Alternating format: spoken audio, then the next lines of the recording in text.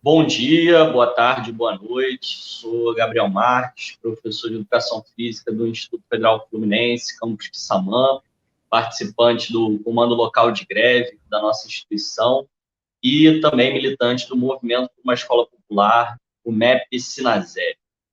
Nós temos acompanhado aí nos últimos dias muitas dúvidas, perguntas, comentários e sugestões sobre a carreira docente. Nós tivemos até então duas rodadas de negociação durante o período de greve com o Ministério da Gestão e Inovação nos Serviços Públicos, abarcando, né, itens da nossa carreira docente. A última foi no dia 15 de maio, e a gente hoje, inclusive, está tendo a segunda rodada da mesa do PCC-TAI, mas diante dessas dúvidas, perguntas, e até mesmo para a gente se preparar melhor para a rodada de assembleias que vai acontecer, né, dos dias 22 até o dia 25 de maio, a gente está promovendo esse bate-papo aqui, uma troca de ideias mesmo, algumas reflexões que ajudem a orientar as posições que a gente vai levar aí para as nossas assembleias. Vamos nos pautar aí nos dados, né? E para isso, né, o MEP Sinazef tem aí também a participação do companheiro Theo, né, que vai fazer essa apresentação inicial, depois a gente vai comentar algumas perguntas que chegaram, algumas dúvidas. Vou deixar aí o Theo daqui a pouco se apresentar, mas a ideia é essa, né? Ser um espaço aí para trocar algumas questões, fazer umas análises também, já que, além dos números, das tabelas que a gente tem, né, tem dúvidas também com relação à continuidade do movimento, como que ele continua, já que o governo colocou, né, uma data de 27 de maio para assinatura, como é que a gente lida diante desse cenário, ou a atuação mesmo de alguns setores que são chamados pelegos no movimento sindical, que tentam também atrapalhar o movimento paredista. Então, vamos comentar um pouquinho todo esse cenário, né, nessa atividade aqui que a gente faz no dia de hoje. E quem, por acaso, tiver alguma dúvida, algum comentário, alguma outra pergunta, pode deixar ou nos comentários aqui da nossa transmissão, ou também entrar em contato, né, com mepsinazef@gmail.com. Theo, passo a bola aí para você e vamos que vamos. Valeu, camarada. Vamos lá, boa noite, boa tarde, bom dia a todo mundo que vai acompanhar a gravação. Eu sou Theo, sou professor de Economia do Instituto Federal do Sergipe, no campus Tobias Barreto, militante do MEP também, e atualmente acompanho pelo MEP a CNG, que é a Comissão Nacional Docente. Então, estou aqui para tirar algumas dúvidas, né, porque tem surgido muito questionamento, muita tabela que está gerando muita confusão, né, e pouco se está entendendo sobre qual que é a proposta do governo, se ela é boa, se ela é ruim, né, e se a gente deve aceitar, não deve, o que ponto a gente deve aceitar, que ponto a gente não deve aceitar. Então, a ideia é esclarecer um pouquinho e, a partir das dúvidas que vierem, a gente continuar dialogando aí, que é o que tudo indica, a nossa greve não termina tão cedo por conta aí da dificuldade do governo em apresentar uma proposta minimamente razoável para a categoria. Acho que é isso, camarada. Vamos... Bom, então, a gente elaborou aqui uma tabela que eu acho que ajuda a entender um pouco melhor a proposta do governo. Primeiro, eu queria recomendar a que todo mundo leia o informe da CNG, desculpa, da CND, que foi divulgado final da semana passada, né, que explica quais são os pontos do governo de forma um pouco mais didática, e ao final tem algumas tabelas, né? O que eu fiz aqui para vocês entenderem? Eu peguei o reajuste, como são cada forma de, né, contratual, né, e cada, cada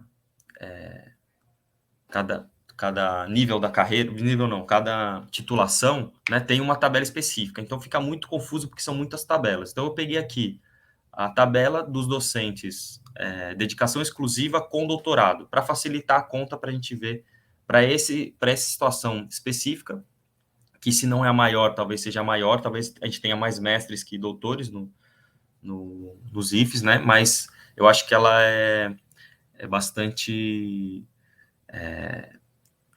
ela ajuda a gente a entender de que forma essa proposta atende alguns pontos, mas é bastante ruim em outros. Tá? Bom, então vamos direto ao ponto aqui, que eu acho que tem algumas coisas que estão se esquecendo de ser debatidas aqui. O governo, na verdade, usa bastante dos números para confundir, né? Não confundir só a nossa base, mas para confundir a opinião pública, né? Com 40 e poucos por cento de reajuste e tudo. E ele oculta algumas coisas importantes. A primeira coisa importante é que o governo está ocultando é que ele está considerando, com a própria proposta deles, alguns níveis iniciais da carreira, né, que não vão mais existir como reajuste. Então, isso é um problema, porque se aquela fase da carreira nem vai existir mais, não tem por que dizer que tem 40%, 30% de reajuste ali. Né? Então, o que faz sentido é partir do novo nivelamento que o governo propôs, que é esse D aqui que vocês podem ver, o D único, que antes a gente tinha, só para lembrar, né, o D1, classe D1, 2 níveis, e a classe D2 mais 2 níveis. E o governo está propondo de pegar essas 4 e transformar em uma só. Então, a gente teria uma carreira com 10 níveis. Tá? Então, a pessoa já entraria nesse D, que a gente não deu nome, né? Ninguém deu nome ainda, mas provavelmente vai mudar ali as nomenclaturas, tá? Mas ficaria ali o nível 1, vamos dizer assim, né? O primeiro nível de todos. Tá? Então, esse é um ponto. O outro ponto que o governo está escondendo é que a gente tem inflação todo ano. Né? Uma economia como a brasileira, né? É uma economia... Aliás, toda economia capitalista tende a ter inflação, dificilmente tem deflação, mas a gente tem uma meta de inflação de 3%, né, que na verdade é uma meta, uma simples meta, mas se a gente for pegar a série histórica brasileira, a média é muito superior a isso. Né? Então, para a própria expectativa, né, a meta de inflação se trabalha com uma margem de até 1,5 para cima, 1,5 para baixo. Né? Então, assim, se a gente for ser bastante otimista, a gente vai ter uma média de 4,5% de inflação ao ano. E o governo não está pondo isso na conta, porque se a gente bem lembrar, a proposta do Sinasef inicial era que a gente tivesse a recomposição salarial, que antes era de 2010 até 2022, que era de 43%, em média, para os docentes, e já foi rebaixada para 22,71%, considerando só 2016 até 2022. Né?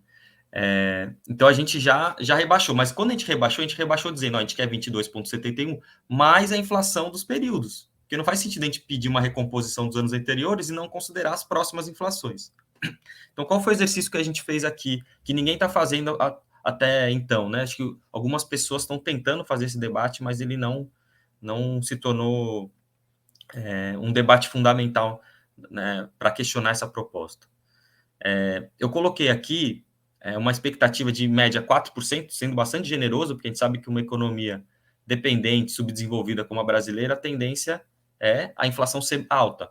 Né? Então, se nesse momento a gente está vivendo um período de inflação baixa, né, a gente pode ver na série histórica que o período de inflação baixa foi muito curto e logo vem uma inflação alta. Tá? Isso porque a gente tem uma economia muito monopolizada, né, como a gente conhece, e dificilmente a gente vai ter uma inflação, cumprir a meta da inflação. Mas, enfim, sendo bastante generoso com o governo, né, nas suas expectativas, a gente colocou ali, ó, Bom, só para explicar a tabela, né? Então, a gente tem as classes, as novas classes, né, que provavelmente vai desaparecer essa nomenclatura de classe.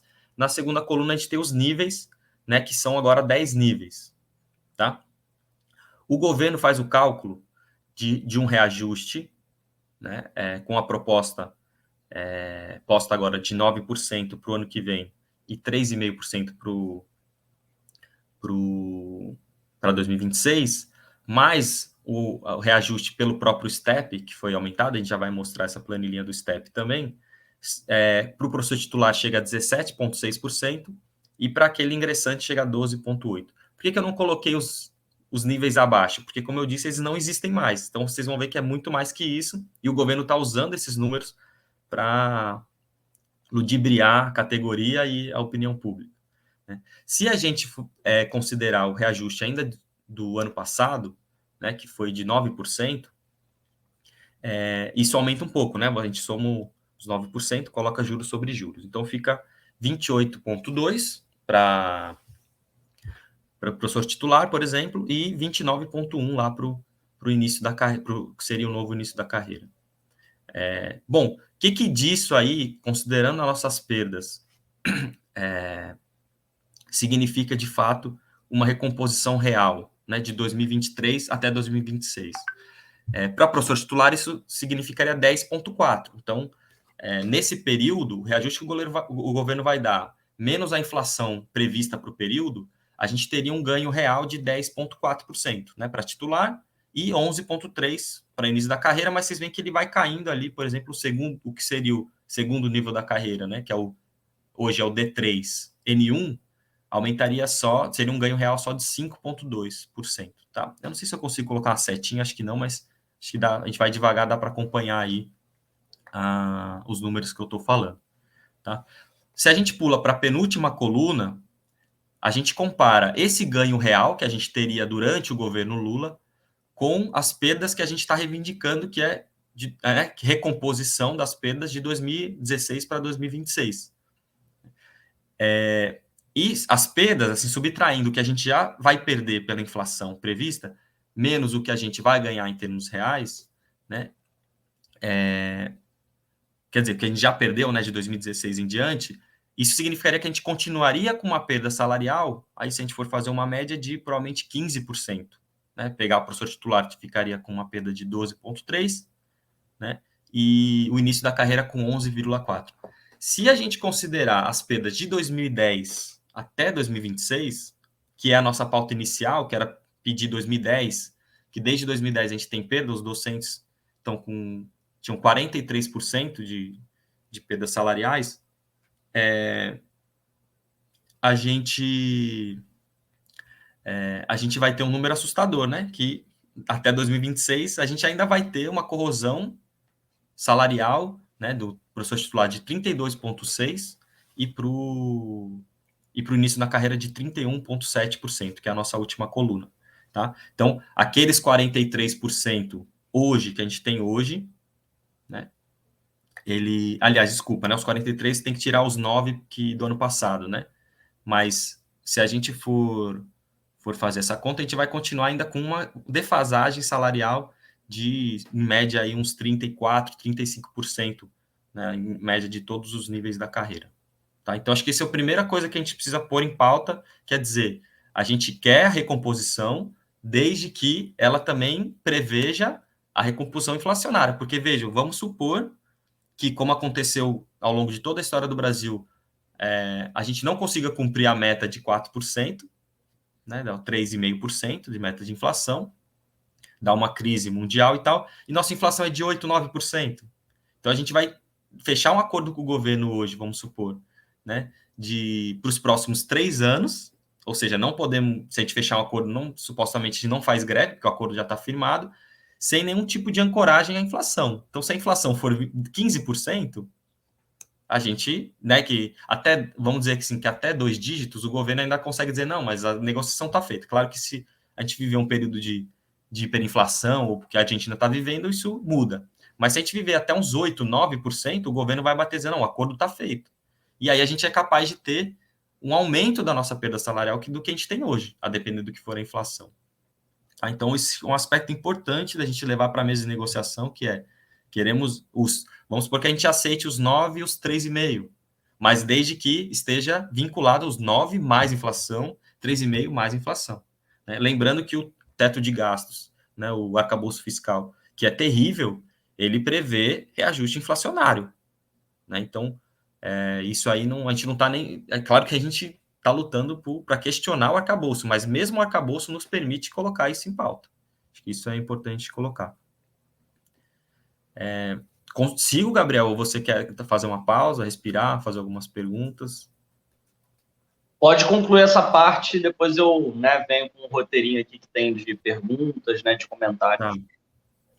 Não, em relação à questão inflacionária e do reajuste, é mais ou menos isso. O importante é a gente também ver que o governo está considerando, né, como vocês podem ver, essa questão do STEP como um ganho salarial. E aí eu vou mostrar uma próxima tabela que isso é bastante preocupante, porque o STEP, ele pode, nesse momento, parecer um ganho salarial, e ele é, né, em termos nominais, mas ao longo do tempo, se a gente não conseguir ter uma recomposição, ele vai significar prejuízo para a categoria. Isso precisa ficar bastante claro.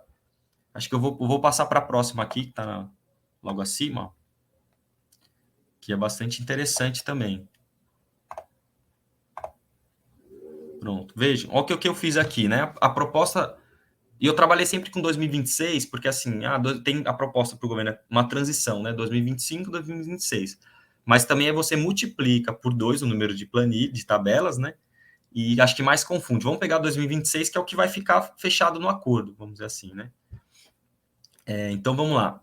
A primeira tabelinha ali da 2024 é como está hoje, tá? Como que estão nossos steps. Para quem não sabe o que é o step, é a porcentagem que você ganha quando você muda de nível. Tá? Então, a gente tem ali, não tem nada no começo, porque você entra ali. Quando você pula para o segundo nível, né, hoje, você tem um aumento de 5%, depois 5,5%, depois 5%, 5,5% e assim por diante. E a gente tem 2 grandes saltos, né, que é a mudança da classe D3 para a classe D4, que fica, o salário salta 25%, e quando você vira professor titular, que tem um salto de 10%. Quando a gente pega, ao longo de toda a carreira, o que eu chamei aqui de step acumulado, né, a gente vai ter aí, né, se a gente for porcentagem sobre porcentagem, a gente, no começo da carreira até o final, você tem um acréscimo de 113,49%, certo?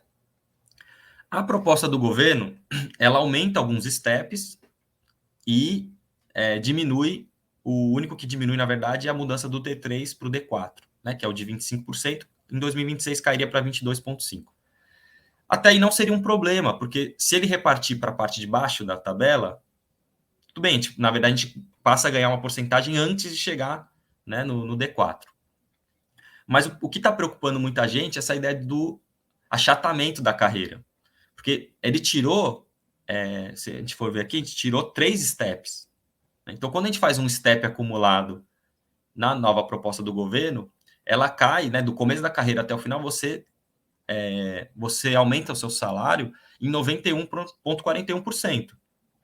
Então, assim, ele aumentou os steps lá em cima, mas ele sumiu com os steps de baixo. Então, o ideal é que a gente mantivesse esse step acumulado para você, a diferença de um titular para um professor no início de carreira, continue sendo de 113,49% e não caia para 91,41%. Né? Então, nesse primeiro momento, o governo torna mais atrativo entrar na nossa carreira, né? Porque realmente o início da carreira fica um reajuste muito maior do que é hoje, né?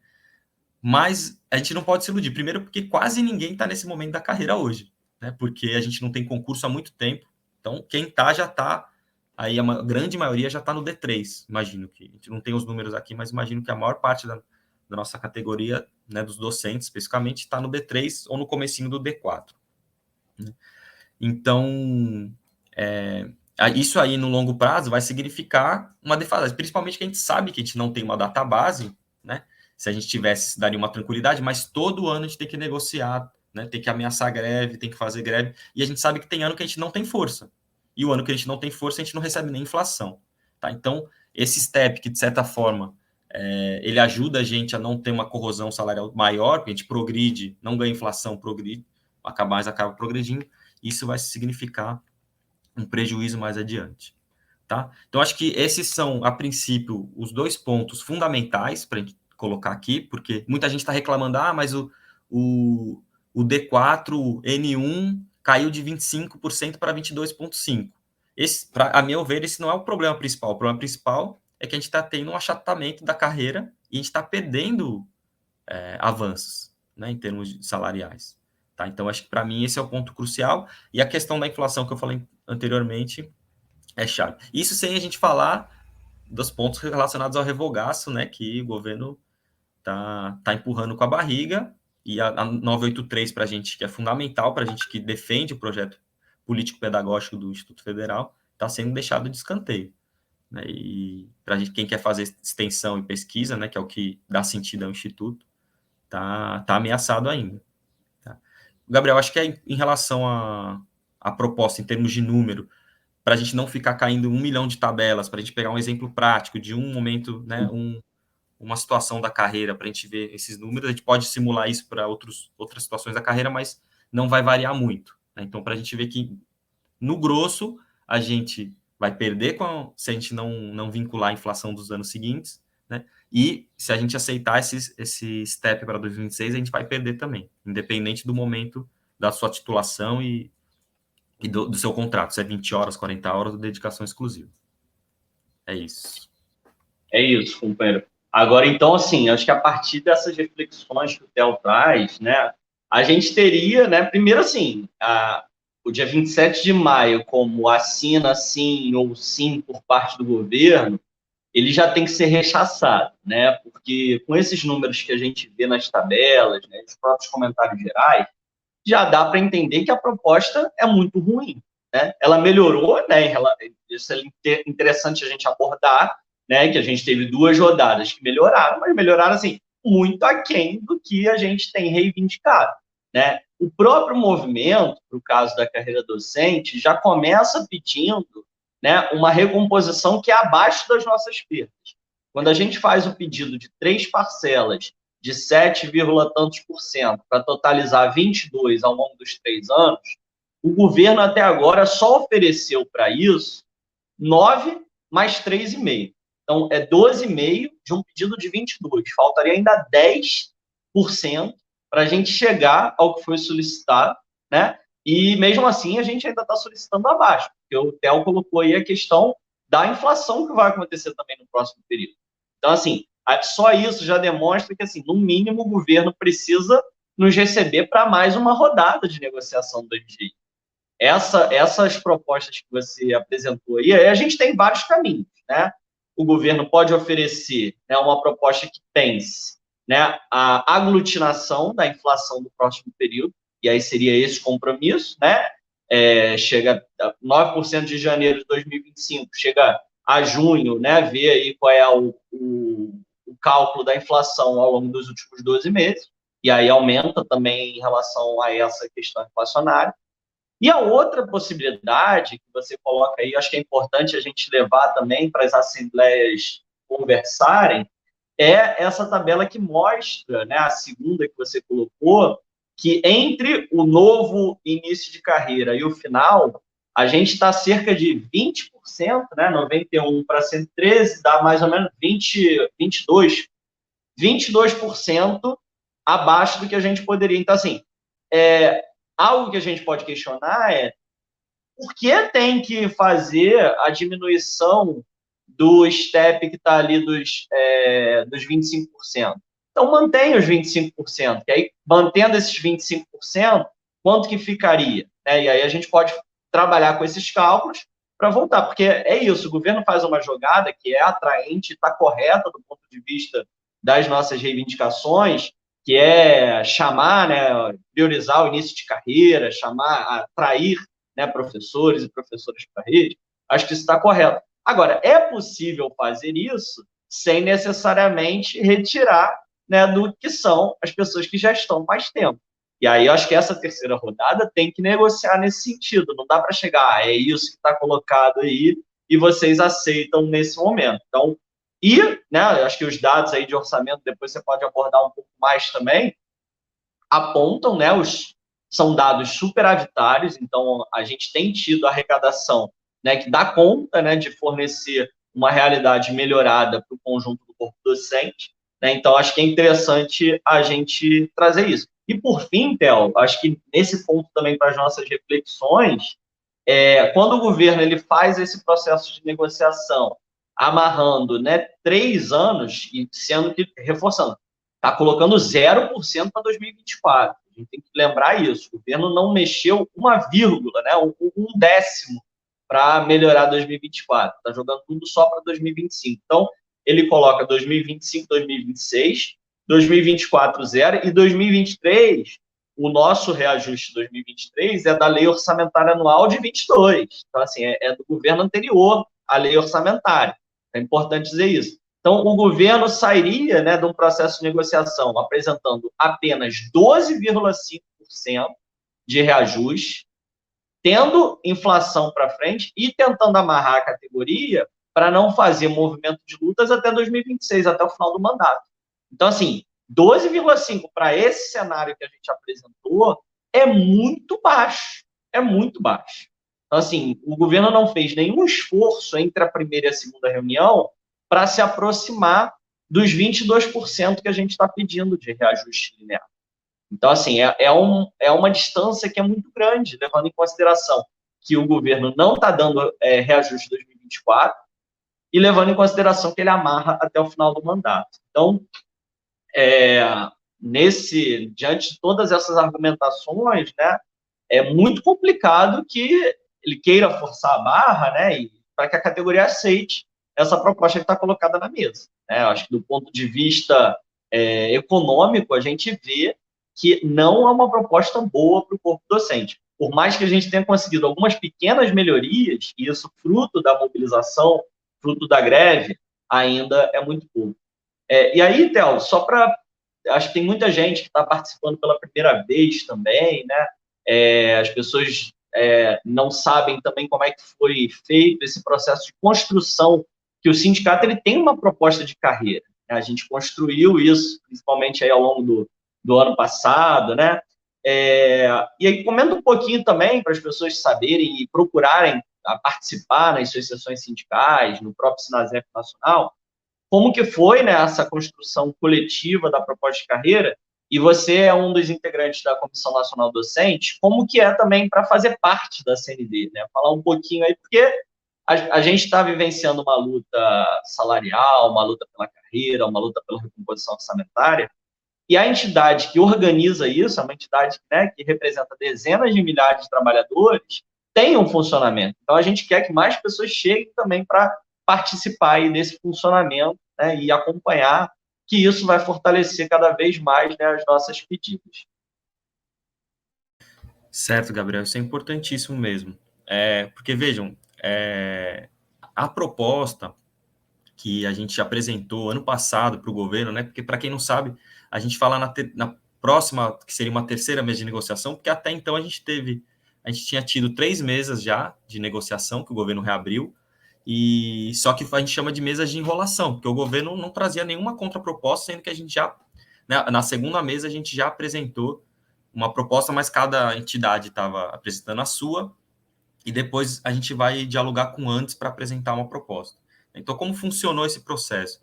A gente teve um GT nacional, né, de debate, né, sobre propostas de alteração na carreira, mas antes a gente teve os GTs locais das sessões. Né? Infelizmente, teve pouca adesão, né, principalmente dos GTs carreira docente, porque a gente viu os GTs, pelo menos aqui em Sergipe, isso foi uma realidade, né? Acho que foi para a maioria foi isso. O GT PCC TAI tinha bastante gente debatendo, tinha bastante elementos, até porque a carreira deles é mais complexa que a nossa, né? Mas eles tiveram várias propostas, né? E quando o GT Carreira Docente tinha pouco, né? Até no GT que eu fui lá em Brasília, foi muito rápida a discussão da carreira docente, e a dos tais a gente ficou lá, teve que falar, gente, vamos encerrar, mas a gente continua, porque tinha muito mais debate. Né? Então, essa proposta, que não é perfeita, né, mas ela foi debatida nas bases, com quem conseguiu se organizar nas bases, e levada para a nacional, ela foi elaborada com uma série de reivindicações. Aí eu recomendo que vocês depois busquem lá no site, né, os pontos. Depois, quem quiser, Gabriel falou para colocar as perguntas aí no chat. Quem quiser, a gente entrega os documentos depois, coloca o e-mail, algum contato, alguma coisa para a gente enviar.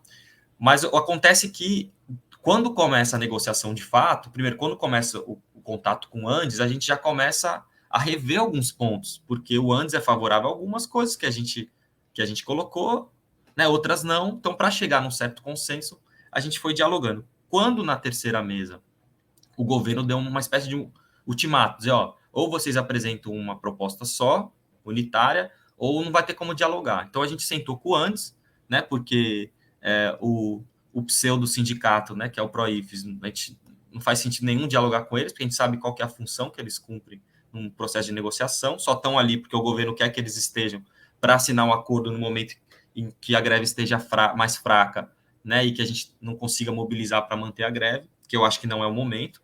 Né? E então a gente sentou com o Andes para acertar algumas arestas, e daí a gente teve que cortar uma série de coisas. E até teve uma confusão, porque quando a gente cortou um reajuste que a gente tinha proposto um reajuste, a gente linearizou o STEP, né, era a proposta aprovada em plena, né, na plenária nacional, o nosso proposta ficou ruim, porque quando você pensa um todo e você vai picotando ele, às vezes o que sobra é muito ruim, então a gente precisa repensar, né? Então, o processo de construção dessa proposta foi esse, né, a partir dos GTs da base, né? Só que quando começa o processo de negociação, a gente tem que começar a rever. Então, um dos pontos, por exemplo, foi essa coisa do step de 5%, a gente precisa bater o martelo na plena de que isso já não vale mais para a gente de acordo com o que a gente está negociando com antes e com que, da forma como a própria negociação está acontecendo com o governo, né? Que a gente manter aí, por exemplo, ou a própria proposta do governo, em vez de ser 5%, ser 6% ali no primeiro, né? Manter o 10% no titular e os 25% que o Gabriel bem colocou, não faz sentido nenhum a gente aceitar reduzir para 22,5%, se no acumulado a gente perde. Se no acumulado a gente estivesse acima, para deixar o 113,49, a gente podia até pensar, mas não é o caso, né? Então, assim, eu participo, como o Gabriel falou, como representante do MEP na CND, né? A CND é uma comissão que é composta pelos coletivos que foram eleitos, né, no último congresso, inclusive esse ano a gente tem congresso, né? E aí a gente tem o presidente, né, o coordenador da comissão, que é de um dos coletivos, e aí a gente vai compondo a partir da configuração, da colocação que a gente ficou em termos de voto, né? Mas ela está representada ali por todos os coletivos que participaram do processo eleitoral, né, que concorreram no processo eleitoral, né? Então é um espaço que tem bastante divergência, né? Mas acho que nesse momento, né, a gente sabe, né, quando a gente lida com pessoas que pensam diferente é complicado, mas nesse momento de greve a gente tem conseguido agora dialogar, né, para a gente construir essa proposta e até então a CND tem sido bem firme em mostrar que a proposta é ruim ainda, a gente já cedeu muito e mesmo assim está muito aquém, né, daquilo que a gente pode aceitar. Então, para quem tiver interesse, né, em conhecer melhor, em participar, procure a sua seção sindical e pergunte: cadê o GT Carreira? Tem GT Carreira? Se tem, por que não, né, não divulgaram? Ou se não tem, vamos formar, né? Porque a gente está no momento chave, ainda que pareça que agora é tarde, não é tarde, porque tudo indica, né? Como o Gabriel falou, né, o governo diz: até dia 27 a gente encerra as negociações, quem quiser aceita, eu nunca vi. Quem está fazendo greve somos nós, não são eles, né? Então, quem decide quando a negociação acaba somos nós, né? A partir da proposta deles. Então, ainda está em tempo da gente fazer essas discussões. A gente está tendo uma mesa, né, hoje, nesse momento aqui que a gente está gravando, da carreira TAI, né? Mas a gente vai ter uma plena no domingo, se eu não me engano, né, dia 26. E essas questões da carreira docente vão ser levadas, porque a gente precisa não só debater se a gente aceita ou não a proposta, mas esses detalhes são importantes. Então, recomendo que quem ainda não começou a participar, comece, vá na plena, vá como delegado, se não der, vá como observador para participar desses debates, que a gente, mais do que nunca, a gente precisa estar com a base forte e bem informado, né? Acho que o objetivo dessa live é munir a base de informação, né? E sair um pouco dessa cortina de fumaça que o governo cria e desse monte de planilha que também quem está desinteressado na greve, quem quer destruir a greve está jogando várias tabelas, dizendo que a tabela do Sinasef é muito ruim e tudo. Então, de má fé, né, que a gente sabe, com objetivos políticos.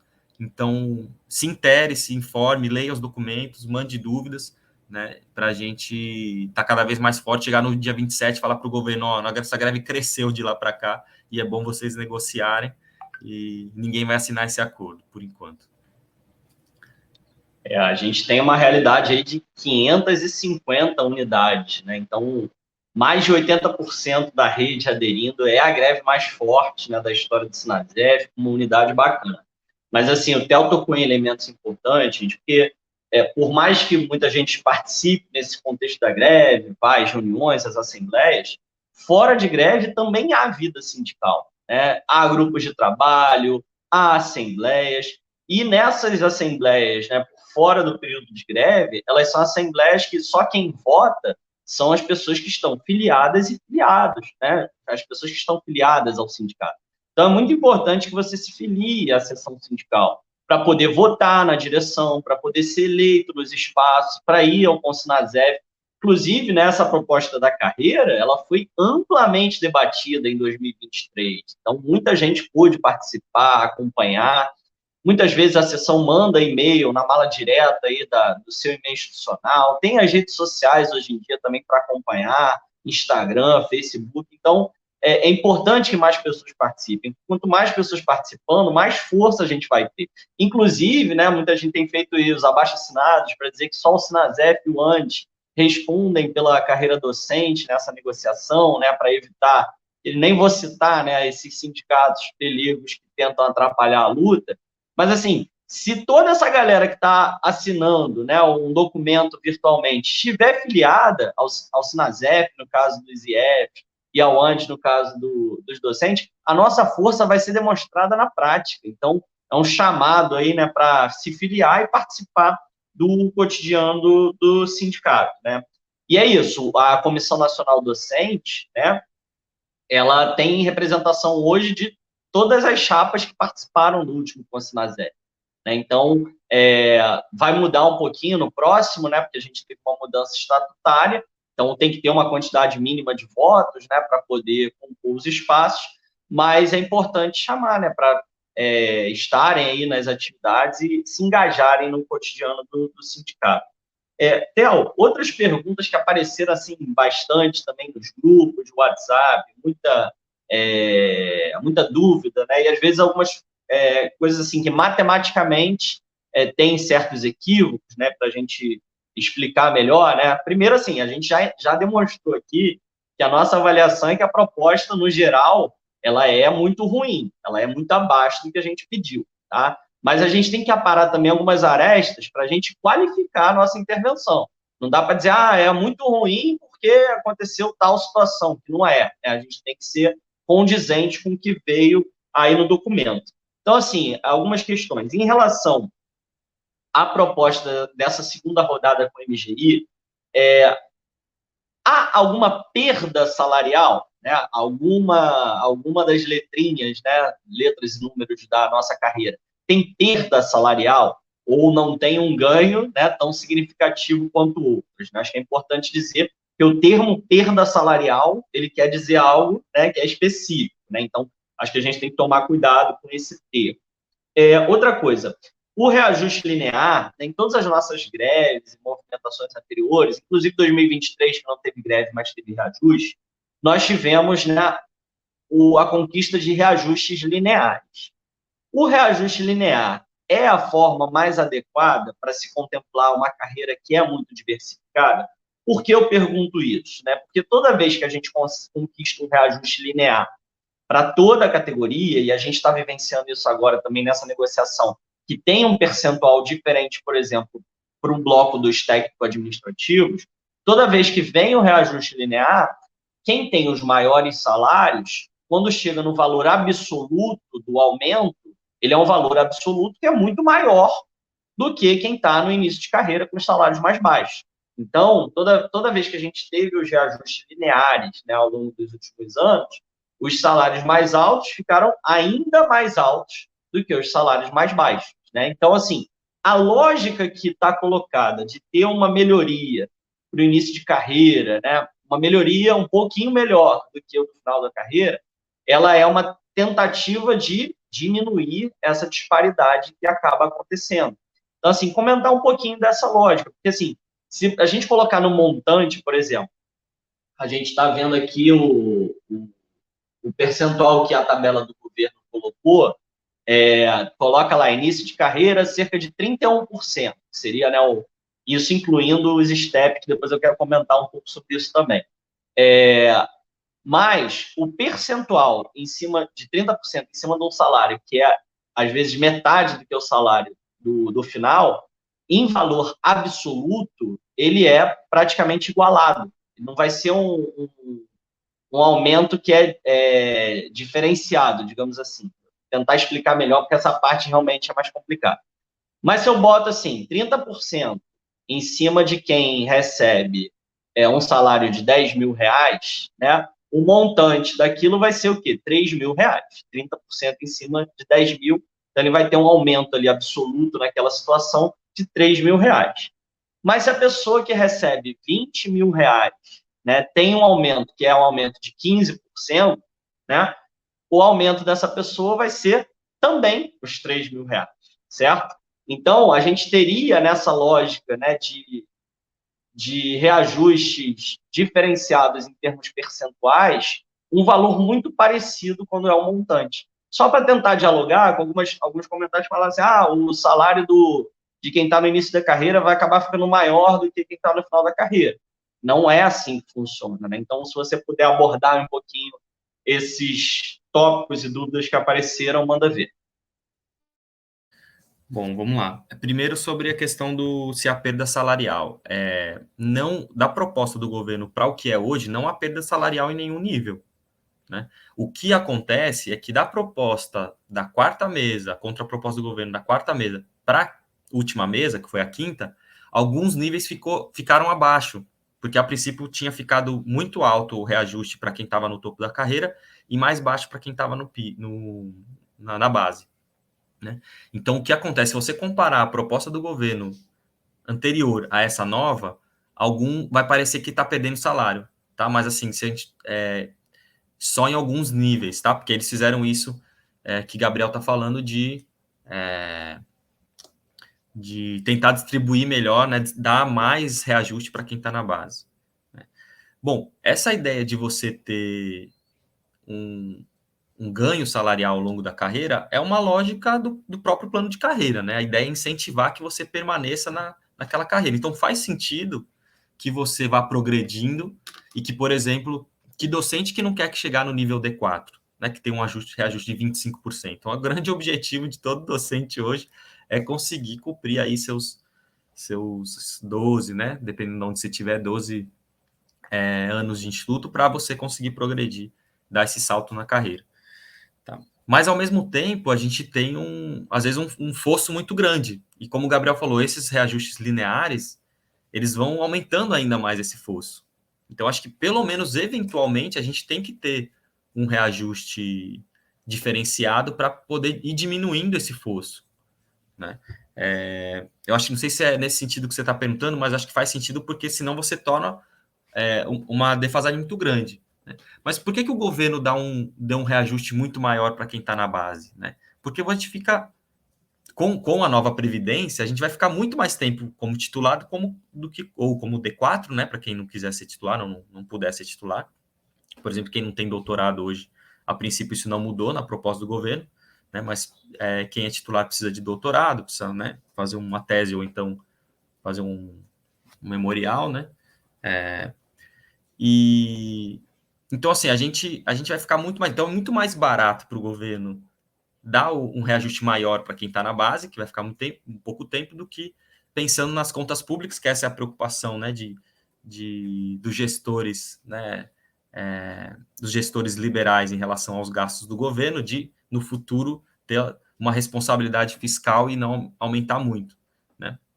Então, essa lógica de que a gente dá um reajuste menor no topo, para não comprometer, aumentar muito os gastos no futuro. Né? Porque a tendência é que toda a nossa geração, essa geração que entrou entre 2014, né, 2013, na verdade, até 2017, que é quando estava tendo muito concurso, a gente vai caminhar junto, né, para o topo.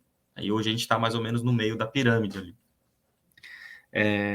Então, assim, quando a gente compara dentro da própria carreira, essa lógica existe. Quando a gente compara com os tais, como o Gabriel falou, é ainda mais absurdo, né? Porque o fosso foi aumentando muito, de forma muito grande por conta do processo inflacionário, e porque eles não conseguiram, né? Os tais não tiveram, apesar do Sinasef ter lutado até o fim, né, não conseguiram ter os reajustes que a gente teve, os docentes tiveram em 2015, né? Que foi pouco, mas foi alguma coisa. E então, por isso que o Sinasef hoje está lutando por um reajuste maior para os tais, porque o salário dos tais está muito mais defasado que o nosso. O nosso está bem defasado, né? Vocês podem ver aí dessa tabelinha, mas o deles está ainda mais. Então, eu acho que faz sentido essa lógica do reajuste linear, do reajuste não ser linear, ainda que eu acho que em alguns momentos ele possa ser, mas não é o momento atual. Acho que o momento atual é de ter reajustes específicos mesmo para a gente diminuir os fossos, né? E acho, como o Gabriel falou, muito importante a gente tornar essa carreira atrativa de novo, porque a gente está vendo muitos colegas saírem ou quererem sair, né, colegas competentes, né, que se qualificaram para isso, porque o salário já não está sendo tão atrativo, né? Muitos colegas que poderiam, e muitos qualificados que poderiam entrar, estão optando por outros concursos, né? Então, a rede federal que construiu um nome, né, até 2016, com muito recurso, com muito incentivo, né, a qualificação dos profissionais, né, está perdendo isso e, olhando para frente, é bastante preocupante. Então, acho que é isso, Gabriel. Respondi mais ou menos ou faltou alguma coisa aí? É isso, a troca de ideia mesmo. Você citou aí esse domingo, né? Foi anteontem, né? Anteontem, aqui no Rio, teve um município que 70 mil inscritos para professores.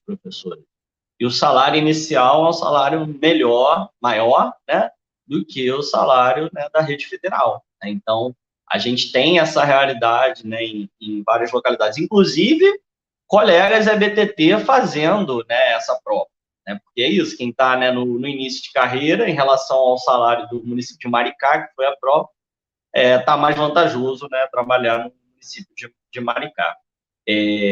Bacana, até. Acho que a gente trouxe aí alguns elementos, né, que acho que a ideia é mais mostrar que, assim, que tem que ter, por parte do governo, um espaço aí para contraproposta, né? Acho que a gente poderia juntar na nossa contraproposta, incluir as perdas inflacionárias, a previsão das perdas inflacionárias no próximo período, ou as perdas inflacionárias mesmo, né, algum instrumento, né, que viabilizasse, né, vai ter os 9% mais a inflação de tanto a tanto, né, período. A gente tem a possibilidade de não diminuir nenhum step, acho que é algo que a gente pode colocar aí também na balança, né, aumenta os steps, mas não diminui, né, como elementos aí dessa rodada de negociação. Ou os dois conjugados, né, que seria o melhor cenário, né, garantir, né, o reajuste que a gente está reivindicando, que é 22, né, dividido em 3 parcelas, mais as melhorias na carreira aí que estão colocadas. Então, no nosso entender aí, parece, né, que o encaminhamento é isso, é reivindicar que tenha mais uma mesa que o governo melhore, porque o que está aí ainda é muito aquém, né, do que a gente solicitou. E aí, quer falar? Não, só completar que eu fiz a rapidinha simulação, se a gente mantiver os 25% ali para, né, não diminuir nenhum, como você falou, mesmo assim, no acumulado a gente perde, né? Ficaria um acumulado de 95,3%, né? Mas é o mínimo que a gente tem que garantir é que nenhum diminua, né? Agora, o ideal é que a gente conseguisse aí, de repente, aumentar os que ficaram 5% para 5,5% ou para 6%, para chegar nos 130%, né? Mas isso é Talvez valha fundamental. fazer uma simulação, Theo, mantendo sem nenhum diminuir e aumentando mais, acho talvez aí botando mais uns 0,25 em cada step, né? De repente é algo que possa se aproximar do que era, né, em relação aos 13 níveis, né? Porque o governo vai alegar que agora são 10 níveis, são menos e tal, mas não, aí é a questão, né, da nosso poder aí também de enfrentamento para as melhorias. Agora tem uma questão que também apareceu, né, algumas, né, um bloquinho aqui. Primeiro, assim, e os aposentados e aposentadas da nossa categoria, como ficam, né? Porque os aposentados, né, terminaram a sua carreira naquele nível que eles se aposentaram. Então, essa modificação que está sendo proposta aí não atinge aqueles que já saíram, né, da carreira, estão inativos, né, no caso do trabalho, né, cotidiano. E a gente vê, né, que o próprio reajuste dos auxílios que a gente teve também como conquista desse ano não atinge, né, os aposentados e aposentadas. Então, em resumo, né, eles ficam apenas com 9% de janeiro de 2025 e o 3,5%, né, de junho de 2026. Então, assim, também, né, para os nossos colegas que são, né, representados e representadas pelo Sinasef, né, os docentes aposentados, os tais também, são da nossa base, né, e a gente precisa também ir para cima, e aí volta, né, a questão da pauta das nossas três parcelas de 7,1%.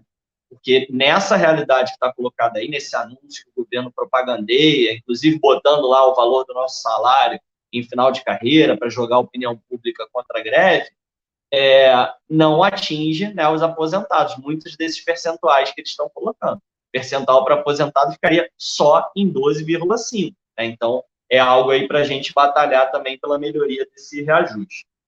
Nesse bloco também, Théo, pergunta assim, e essa proposta, se for assinada, ela começa a valer quando? Quando é que começa a vigorar essa tabela, os reajustes? Né? Então, você comenta aí um pouco, só vou dar uma pincelada. Enfim, tudo depende assim também de quando vai terminar o acordo, né?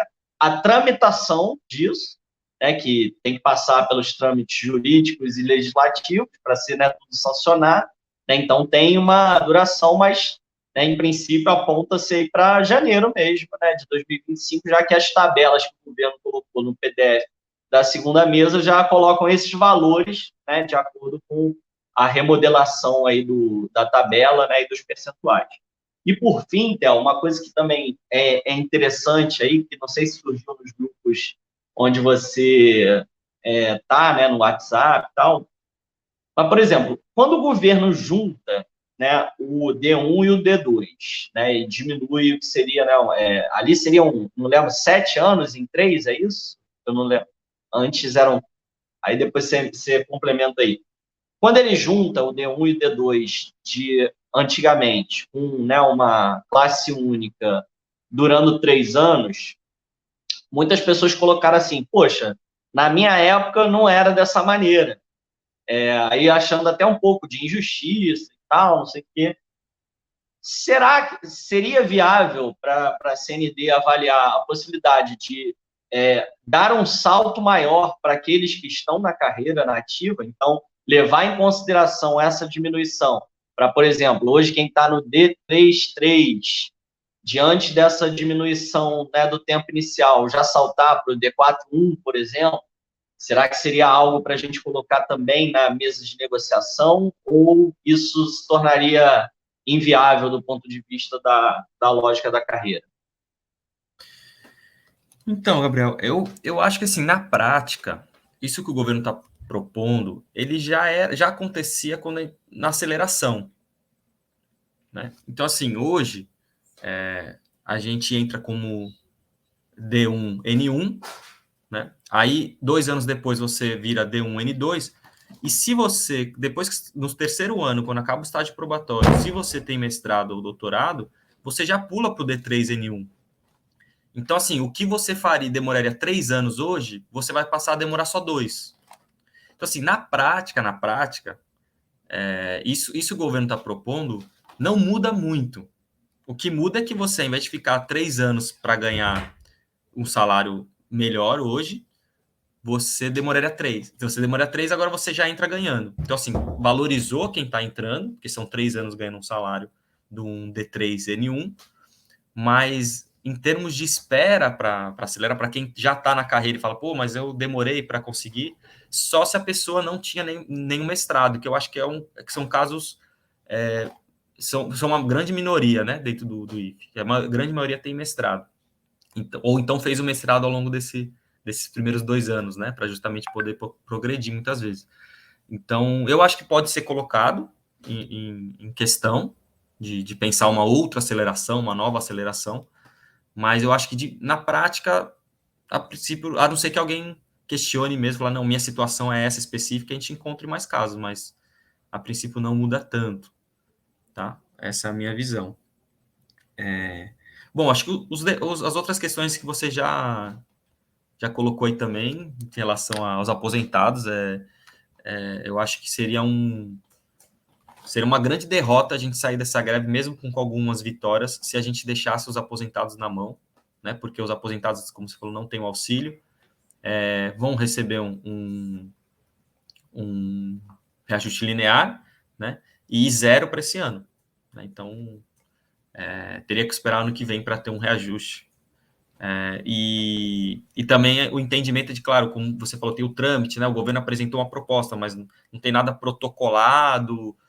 A ideia é que o governo protocole para a gente assinar até o dia 27, né? E nesse documento precisa constar a data, etc., apesar da outra tramitação, mas ao que tudo indica, começaria no dia 1º de janeiro, né, de 2025, até porque, como você falou, o reajuste de 9% seria para janeiro já. Tá? Então, para dar o reajuste, teria que mudar toda a tabela, então, consequentemente, teria que fazer essa transição já e teria que começar já em janeiro. Tá? Então, imagino que vamos supor que aqui no IFES, por exemplo, a gente tem concurso, e se a pessoa for convocada até o final do ano, ela vai entrar no D1N1, mas imagino que já em 2025, se a gente aceitar essa proposta, ela já salta, porque vai ficar como um nível único, né? Então, não teria como ela ficar num nível que não existe. Tá? Deixa eu ver. Acho que foi isso, né? Acho que você esclareceu bem aí É isso. procedimento. E Theo, na CND, né, na proposta do Sinasef, na real, você falou aí, né, que de 2 em 2 anos a gente muda, mas a nossa proposta era também diminuir esse interstício, né? Exato. Nossa proposta era o interstício também, para quem não sabe, porque muitas vezes a gente não estuda a própria carreira, né? O pessoal não conhece os nomes. O interstício é o tempo que você fica no mesmo nível, né? Que nossa carreira é no mínimo 2 anos. Então, a cada 2 anos, né, a cada 24 meses, a gente pode progredir. E nossa pauta inicial era reduzir para 12 meses, para 1 ano. Por quê? Porque a nossa preocupação é com a reforma da Previdência, principalmente, o ideal é a gente chegar no topo da carreira o quanto antes, né? Porque a gente consegue, na média da aposentadoria, apesar de que hoje com a questão do teto do INSS, isso para a gente que está na nova lei não muda muito, mas para quem está pegando a transição, isso muda, né? E me perdi aqui, voltando para o fio, Gabriel. Diga aí. Não, beleza, era essa questão mesmo, para falar que a nossa proposta era uma proposta que não era manter os 2 anos de... Sim, isso. Né? Faltou só dizer que a nossa proposta era 2 anos, mas quando a gente sentou com o Andes, desculpa, a nossa proposta era cair para 1 ano, mas faltou dizer isso, que quando a gente sentou com o Andes recusou e bateu o pé dizendo que para eles a progressão tinha que ser 2. Então, dentro da negociação, a gente recuou, apesar de que isso foi no momento de conseguir caminhar com a proposta, mas é importante a gente redebater em plena para saber se a gente... Né, porque, assim, a gente abriu mão para negociação, isso não quer dizer que não continue sendo a pauta do Sinasef, caiu o interstício para 12 meses, tá? Mas para esse momento, para a gente conseguir minimamente ter uma proposta com antes, foi a direção seguiu nesse caminho, tá bom? Mas a gente poderia pelo menos colocar 12 para cair para 18, né? Porque hoje os tais são 18 e se eu não me engano, até a última proposta tinha caído para 12. Né? Então, vamos ver agora a próxima negociação como é que fica. Mas a nossa proposta é cair também, porque, assim, talvez tenha um pouco de preciosismo essa ideia de que tem que demorar para chegar ao topo da carreira. Para mim, eu não vejo uma explicação razoável para dizer, não, é importante ficar 2 anos para progredir. Né? E até porque, o que acontece também muitas vezes na universidade, a progressão é muito vinculada à produção acadêmica, né? Que não é o nosso caso, né? Então, 1 ano para eles não daria tempo, então nem valeria a pena, né? E aí você perde o prazo, você tem que esperar, enfim. Mas para a gente que tem outras atribuições para além da publicação acadêmica, né? De orientações, etc., né? Para a gente faria mais sentido. Como a gente está buscando uma carreira única, esse processo está em diálogo ainda. Né? Não conseguimos convencer o Andes ainda a lutar pela queda do interstício. Isso é interessante, né, pessoal, entender. Quando a gente, né, tem os nossos fóruns, a gente deliberou, né, um determinado posicionamento, né, a gente levou essa defesa, mas, né, quando o governo chama para negociação, né, ele não chama só a entidade Sinasef, né? A gente teve, inclusive, o próprio reajuste dos auxílios, que a gente, né, vai entrar aí no próximo contra-cheque. Esse reajuste envolveu aí mais de 40 entidades assinando. Então, às vezes, a gente pode bater o pé em algumas posições, mas não ter convencido outras categorias, né, outros colegas. Então, isso é importante frisar também. Então, o movimento ele precisa ter também um jogo de cintura. Nesse momento, a gente vai dar uma recuada em determinada posição para poder chegar mais forte. Né? Então, acho que é importante, né, compreender isso também, embora, né, o Theo tenha dito, né, a nossa proposta de diminuição do interstício, ela continua valendo como nossa defesa, né, mas na mesa propriamente dita, na hora da negociação, a gente abriu mão, né, de alguns pontos para poder chegar, né, de forma unificada. Então, o ANDES, Sindicato Nacional, também precisa, em alguns momentos, né, dar uma recuada para poder, né, atender, né, a determinados pleitos que venham da base do Sinasef. Então, acho que isso é interessante. Tem uma coisa também nesse cenário aí, né, que teve um dos pontos falando sobre a progressão. O colega esqueceu de protocolar a progressão no tempo correto, né? Como é que ficaria, né, a situação dele daí em diante? Haverá perdas salariais? Ele tem um prazo para isso? Como que a gente tem defendido, né, essa situação? Porque às vezes acontece, né? Tem gente que esquece, se enrola, uma série de dificuldades e acaba não protocolando, né, no período correto pedido de progressão. Pronto, então, a nossa defesa era de como era antes, que a gente não tinha um prazo, né, a gente passava o período interstício, a gente entrava e recebia retroativo, né. Atualmente, a gente perdeu o prazo, você não tem direito ao retroativo. O que o governo propôs? Que a pessoa tenha, depois dos 2 anos completos, tem até 6 meses para fazer o pedido com retroatividade salarial. Passou dos 6 meses, ele perde o prazo mesmo. Então, assim, já é melhor do que a gente tinha antes, né? Que atualmente, na verdade, que é perder o prazo, acabou, e tem que esperar o novo prazo, né? Então, a gente ganhou um fôlego de 6 meses, mas a gente ainda não aceita que seja os 6 meses, a gente quer que seja pelo tempo que precisar, né? Porque a gente sabe que a dinâmica é bastante diferente. Acho que para as universidades, né, é muito mais complicado, porque às vezes o cara tem que juntar um monte de coisa num período, às vezes tá com algum problema de família, né, ou tá, sei lá, foi fazer uma atividade no exterior, enfim, não deu tempo, o cara não conseguiu juntar os documentos para comprovação. Então, não tem porquê, se a pessoa trabalhou, se a pessoa tem direito àquilo, por que tem que ter um prazo, né? Não faz muito sentido para a gente. Tá? Então, o que está posto é isso, Gabriel, é os 6 meses, mas a gente ainda luta para que não tenha esse prazo. Valeu.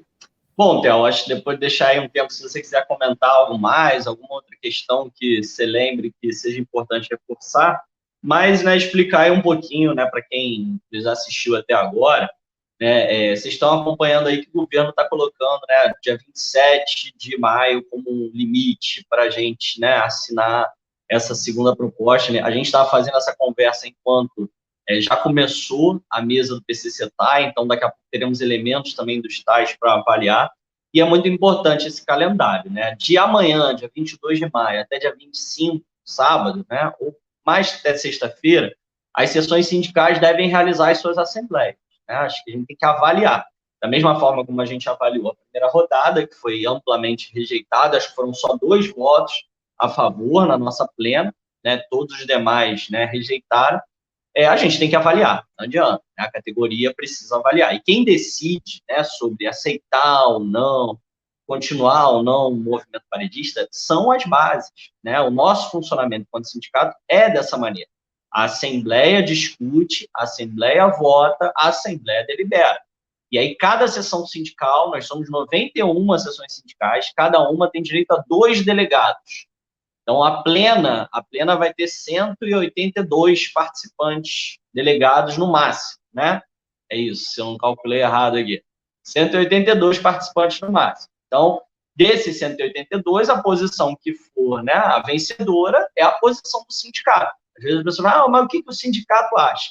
O sindicato acha o que a base decide, né? Esse é o posicionamento oficial de uma entidade que é representativa, uma entidade que é coletiva. Então, participem das suas assembleias. É lá que vocês vão disputar as ideias. Quem acha que já está satisfeito, quem acha que precisa melhorar, tudo isso, né? A gente trouxe aqui algumas reflexões para ajudar, né? No caso da carreira docente, daqui a pouco vamos também trabalhar e chamar os colegas tais para poderem abordar o que vai chegar da mesa desse CETAI. Então, assim, dia 26 é a nossa plena. E a greve acaba? Não necessariamente. A plena, ela pode deliberar o indicativo de finalização da greve. Isso pode acontecer. mas, de toda forma, isso volta para as bases decidirem. Então, cada um aí no seu campus, no seu instituto, vai ter uma assembleia também para saber, né, se a greve continua, se a greve para e tudo mais. Mas é isso, a nossa luta é um movimento de idas e vindas, que muitas vezes precisamos ter paciência, né? Não é rápido, não dá para uma pessoa chegar e fazer uma fala e decidir por 80 mil trabalhadores. Não é assim que funciona. É um trabalho que precisa ter, né, um diálogo do máximo possível, né, para que todo mundo seja ouvido. Às vezes a gente vai perder posição, faz parte também, a gente também tem que entender isso, né? Eu já perdi muita posição, né? Mas é isso, tem que respeitar o resultado, né, que é o resultado coletivo, né, daquela instância, né? Então, assim, a gente tem esse processo. E aí, assim, acho que acumulando, né, a troca de ideias com muitos colegas, né, o próprio movimento por uma escola popular no Sinasep também, algo que é importante da gente levar para esse balanço nas nossas rodadas é que, até agora, o governo Lula não respondeu ao ofício pedindo para que paute a recomposição orçamentária. E, para a gente, essa é uma pauta que é cara. A gente defende a expansão dos institutos, a gente quer sem novos canos. Agora, isso não pode ser à custa de superexploração do trabalho, não pode ser à custa de privatização e privatização, como já tem caminhado em muitos locais, né? Não pode ser à custa de colocar o estudante sem condições de uma assistência estudantil digna. Então, assim, a gente quer que a pauta da recomposição orçamentária seja negociada na greve também. Então, assim, só sinalizando por quê? A gente até pode vir a aceitar o que vai chegar do NGI, mas a nossa greve não é só a carreira e não é só salário. Ela traz também o revogaço, a revogação do novo ensino médio e a recomposição orçamentária. Então, assim, acho que agora a gente pode e deve devolver a faca, né, no pescoço que o governo está tentando nos imputar para o governo. Então, tá, a gente pode até vir a aceitar ou exigir uma terceira rodada de negociação aí, né, da mesa, mas a gente não quer sair dessa greve sem um compromisso da Fazenda, do Ministério da Fazenda, do Ministério do Planejamento, sobre a pauta da recomposição orçamentária. Para a gente, isso é fundamental. E eu acho que isso pode ser, inclusive, nessa tentativa do governo de acabar com a greve, pautando a carreira e o salário, até para depois jogar a opinião pública também contra a gente, tá vendo? Eles só queriam melhorar aí o salário nessa greve e estão um pouco se lixando para o orçamento, né? Não, acho que a gente mostra, né, para a sociedade que a gente quer, no mínimo, sentar, porque até agora, a semana que eu estive no Comando Nacional de Greve, na semana 3 da greve, a gente foi nessa semana 3 da greve, a gente está na semana 7, que a gente levou o ofício para o Ministério da Fazenda, para o Ministério do Planejamento, pedindo essa reunião interministerial. Então, e aí, governo, cadê? Se a educação é prioridade, a gente quer ver prioridade não só no discurso bonito, simpático, né, e às vezes até mesmo uma pitada, né, de comédia por parte do Lula, né? A gente quer orçamento na mesa para garantir aí da qualidade das nossas instituições e da assistência estudantil para filhos e filhas da classe trabalhadora. Exatamente. E a gente fez logo que a gente começou a greve no meu campus, a gente fez uma reunião com os estudantes, com os pais, e eu ouvi de um pai que falou assim: olha, eu apoio a greve, mas vocês não saiam dela enquanto vocês não conseguirem 100% do que vocês estão pedindo. E ele estava se referindo exatamente à recomposição do orçamento da rede, né? E eu estou tentando alertar o movimento estudantil, que ainda está muito frágil pós-pandemia aqui, de que existe uma chance muito grande da greve acabar sem a recomposição orçamentária, por conta de falta de força mesmo, né, da categoria, né, de manter a greve, por conseguir todos os pontos, né? Então, a participação do movimento estudantil e de toda a comunidade é muito importante, ainda é muito importante, né? Então, eu digo para eles, o grupo que está mais politizado da greve sabe que essa pauta é importante e vai levar até o fim, né? Mas não, se a gente não conseguir politizar de fato as bases, dificilmente essa pauta vai, vamos supor que a gente consiga uma boa proposta, uma proposta melhor do que essa que a gente está conversando e os docentes fiquem satisfeitos. É difícil na base a gente manter, não, vamos manter a greve até recompor o orçamento da rede.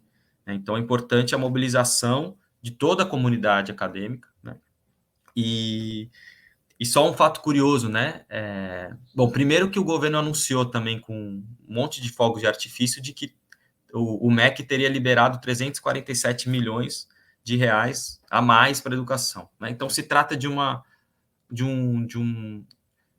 descontingenciamento, né? Que tinha sido contingenciado, o governo liberou uma verba que já estava prevista, mas que estava bloqueada, né? E que, pelo menos no meu campus, significou R$ 2.000 para auxílio estudantil. Então, assim, é uma migalha, né, do que parece quando o governo coloca lá os milhões, quando a gente divide em todas as unidades que o Gabriel já falou a quantidade, né, fica muito pouco para o que a gente realmente precisa. Acho que esse dado é bastante importante, que em 2017, para o ano 2017, nossos recursos eram no montante de 2,8 bi para custeio, né? E em 2022, se eu não me engano, 21, 22, isso tinha caído para 1,8. Então, assim, a gente perdeu mais de 30, por volta de 30% do nosso repasse, só que a rede duplicou, mais que duplicou, em termos de quantidade de campos, quantidade de alunos, etc. Então, esse dado é muito preocupante. E hoje eu peguei essa notícia, ainda não vi os dados precisamente, mas a gente teve mais um anúncio de recorde de arrecadação. Então, como volto a falar, mesmo com o arcabouço fiscal, quando a gente tem aumento da arrecadação, a gente tem possibilidade de gasto. E nesse momento, a nossa greve está lutando para que esses recursos sejam destinados à educação, né, federal, e não a título da dívida pública, não virar superávit primário, né, para pagar juros da dívida pública, né, ou então ir para emenda parlamentar, que faz com que a gente tenha que implorar para deputados para ver se consegue alguma migalha para investir nos nossos campos. Então, vamos ficar de olho a esses dados. A gente já tinha um aumento da arrecadação de 15,8 bi, se eu não me engano, e com esse anúncio a gente tem que atualizar os dados, mas tem mais recurso em termos de arrecadação federal que a gente pode destinar para as nossas instituições, tanto para infraestrutura, né, que o governo anunciou pelo PAC também, que ia destinar recurso para construir refeitório, quadra e laboratório, mas também a gente precisa de recurso para custeio, principalmente assistência estudantil, que está muito defasado, né? E para finalizar, Gabriel, chamar todo mundo, né, que está começando a se inteirar mais agora, mas não só, né, porque a gente viu muito no debate sobre a carreira pessoas que não sabiam que a proposta do Sinasef já existia uma proposta consolidada, né? Achava que o debate que tinha feito lá na base era a proposta, né? Então, eu dei uma ideia e ninguém acatou. Então, assim, fiquem atentos, porque, como o Gabriel falou, isso é debatido nas bases e é levado para Brasília para discutir nas plenas. Então, você que participa, que tem uma atuação forte na sessão, você precisa também se engajar no debate nacional, né? Porque muitas vezes as pessoas querem, no fim das contas, é o fundamental, a gente está nas bases, articulando, debatendo, construindo, mas quando isso é levado para nacional, para a plenária nacional, a visão da sua sessão ou dos delegados que você elegeu não necessariamente vão ganhar. Então, essa disputa precisa ser feita também a nível nacional. Então, eu queria convocar todo mundo que tem sua atuação, né, quem não tem atuação, que comece a atuar, né, quem tem atuação local, né, na sessão, que comece a fazer uma atuação nacional também. E é isso. Vamos continuar com força, mobilizar. Não sei se a gente vai já encerrar, tem mais uma questão, Gabriel, mas acho que está... Um sol já é cada vez. Massa. Então é isso. É isso. E é isso, pessoal. A gente quer a recomposição orçamentária, mas no mínimo, né, acho que alguma reunião e algum acordo tem que sair desse ponto, né, para a gente poder cogitar a finalização da greve. Porque isso que o Theo falou a gente tem apoio de estudantes, de responsáveis, de comunidades que estão também ansiosos e ansiosas aí por essa pauta. E chamar aí, né, além da participação nas suas atividades de base, das assembleias, filiem-se ao Sinasef, pessoal. Eu acho que a gente tem hoje pouco mais de 25 mil filiados, né, 26 mil, e a nossa base é de mais de 80 mil tais e docentes. Então, assim, e desses 26 mil, tem uma parcela grande de aposentados e aposentadas. Então, a gente ainda tem muita gente da ativa que não está afiliada. E a gente lida com um governo nessa negociação, que é um governo que veio do movimento sindical. Quem está na mesa agora sentando, né, para negociar a nossa carreira, o reajuste, é quem veio de negociação com o patrão. Então, são pessoas que sabem as artimanhas, tentam nos enfraquecer a partir de determinadas fragilidades. A gente tem respondido muito bem nessa greve. Acho que é uma greve que a gente mais coletivamente soube administrar esse tipo de tentativas do governo de dividir o movimento.